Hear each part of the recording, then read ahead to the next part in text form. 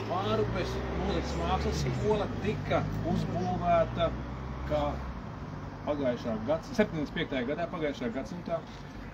Kolhoz Mārupes, es pat nezinu, kāds kantoris, un šeit bija svari, bija divas caurbrauktuves. Mēģināšu parādīt, kādu mēs izskatījāmies kādreiz. Šī ēka. Bija klasika, reālā, ar caurbraucamiem vārtiem, ar svariem, graudiem un visu kaut kam.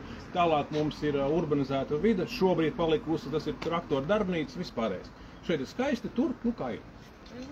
Jā, tā ir, mums ir fasāde un tā ir kūts pakaļ. Papiet viss tā, ka jūs ierakstat. Ja būtu direktori, viņi pateikt, kurā gadā. Man pat 20 gadu atpakaļ sāka mūzikas mākslas skola pārņēma šo. Lēnā garā sāka ievākties, 2 klasītes, 5, 6, 10. Tad pilnībā visu okupēja, bet vienalga bija par maz, bet tikai 2 stāvi. Jo bērnu Mārupes novads ir vienīgais novads visā Latvijā, kurā mirstība ir lielāka, mazāka nekā dzimstība. Nu, ne jau tādēļ, ka šeit baigi alfa tēviņi dzīvo, vienkārši sabrauc vairāk nekā tādēļ mēs būvējam bērnu dārzu, un viņam kā trūkst.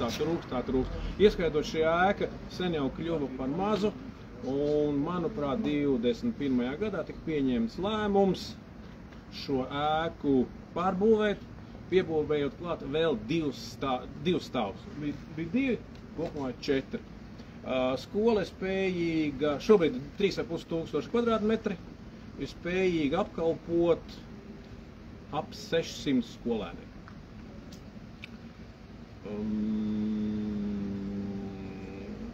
Ventilācija, siltumapgāde, kāda ir risinājuma? Labi.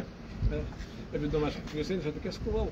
Kā jūs redzat, alumīnijam, es neteikšu pār tiem cipariem, jo viņi mums tika aizsūtīti. Tātad alumīnija fasāde, 3 paketes, visi logi plasmas, 3 paketes siltināt. Šī konstrukcija ir putuplasts starp betoniem, bet augšā visi jau normāli fibobloki, jau siltināti no ārpus rakmensvati un ruki speciāls tonis. Tas jau uz siltumu tā kā neietekmē. Skolā ir 9 ventmašīnas, tā ir tā mūsu lielākā siltuma tāda ekonomija, loģiski ar rekuperatoriem. Skolā ir siltummezgls, ņemot vērā, ka viss ir tik ierobežots, un mums nav gāžu šeit nav, tad ņem siltummezglu ļoti netāli katlu māju, kur apkalpot citi, kas nav Mārupes īpašumā.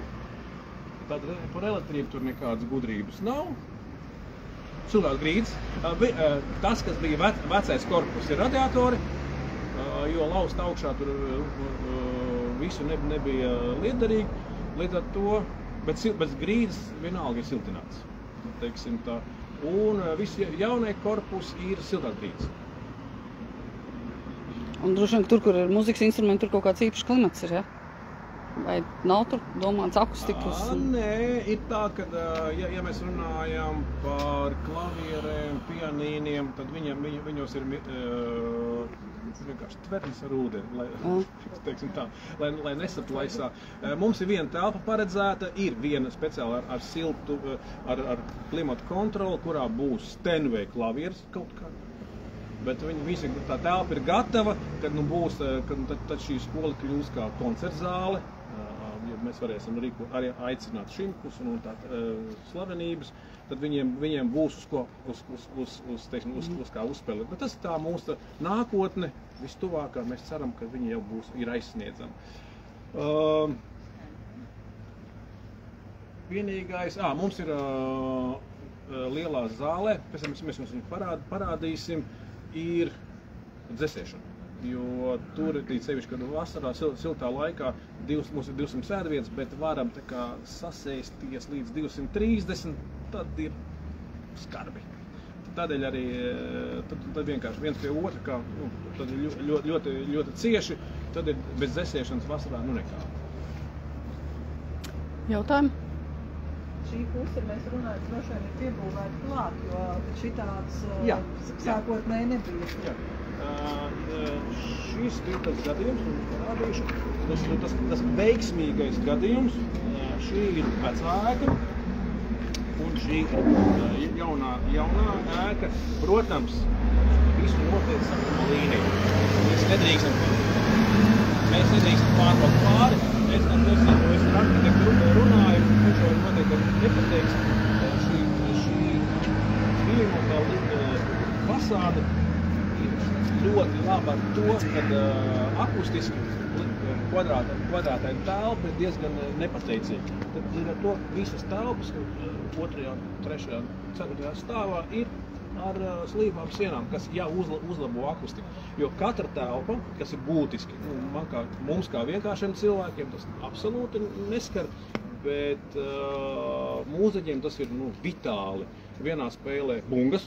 Mēs iesim telpā, kur vispār mēs nedzirdam atbalstu vispār nemaz, jo viņi ļoti skaļi. Ir viola, kas ir diezgan stipri klusāk, bet ar savu rezonēšanas īpašībām. Ir tauris, un līdz ar to pilnīgi katra telpa, ieskaitot mazās zālītes, direktore noteica slāpēšanas līmeni. Līdz ar to mēs vienkārši stāstam par to specifisku, kas mums ir specifika. Plus vēl Latvijā ražotas durvis, AB Līva, laikam Nord, ar slīdošiem sliekšņiem, to es jums arī parādīšu. Tā doma, ka tu ej pa koridori, tu netraucē viens otram un netraucē tie, kas ir ļoti, ļoti būtiski. Akustika šeit ir primāri.